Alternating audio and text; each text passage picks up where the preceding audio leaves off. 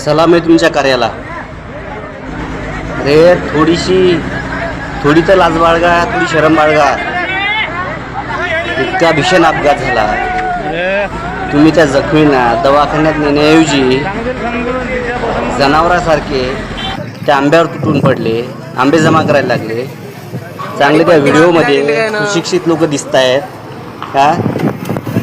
तुम्ही जखमींना पाहण्याऐवजी आंबे उचलायला लागले. तुमच्या बापानं कधी आंबे नाही पाहिले का? 100 रुपयाचे आंबे तुम्हाला स्वतः घेऊन जाता येत नाही पैशाने विकत. ॲक्सिडेंट झालेल्या कारमधले तुम्ही गाडीमधले त्या आंबे घरी नाही लागले. अरे थोड्या तर लाजा वाटू द्या. कोणत्या महाराष्ट्रात राहता तुम्ही? कुठे चालली तुमची विचारधारा?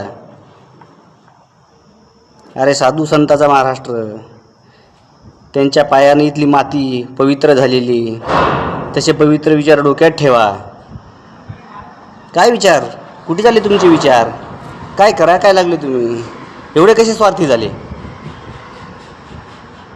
अरे थोडं इथं आहे ना, कोणासाठी तरी आपुलकी राहू द्या.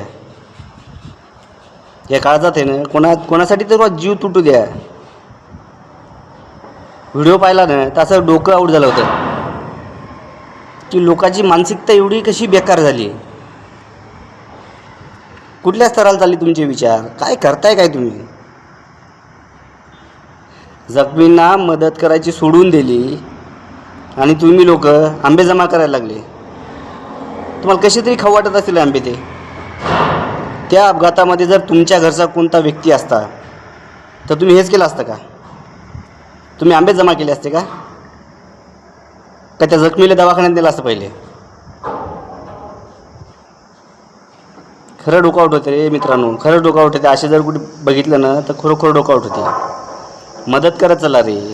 कोणी अडचणीत सापडलं, कोणावर काही संकट असलं, त्या लोकांना मदत करा रे. मानवता धर्म पाळा रे जरासा. डोकं आहे ना, डोकं व्यवस्थित जागी व्यवस्थित चालवा. असं ते व्हिडिओ पाहून असं वाटलं की साले हे भिकारी लोक आहे. भिकारी तुम्ही जे लोक आहे ना ते आंबे जमा करणारे, तुम्ही माझ्या नजरात भिकारी आहे. भिकारी.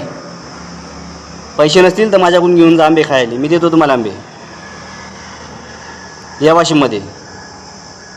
आणि पोलीस प्रशासनाला सुद्धा माझं सांगणं आहे की ह्या लोकांच्या मनात एक भीती निर्माण झालेली की कुठे जर ॲक्सिडेंट झाला आणि ॲक्सिडेंटचा माणूस जर आपण उचलून आणला तर आपल्याला कारवाई होईल का, या भीतीनं सुद्धा काही लोक ॲक्सिडेंट झालेल्या लोकांना घेत नाहीत.